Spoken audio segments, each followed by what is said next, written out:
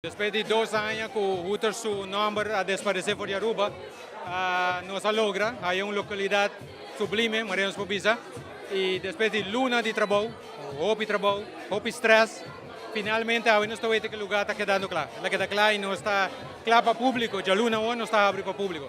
Nos está ofreciendo, es un concepto de diferencia grande ahora aquí, María está el diseño, no está de dos Hooters, con el diseño aquí, que nos llama el prototipo, que tiene 8 televisión, en total 39 televisión del lugar.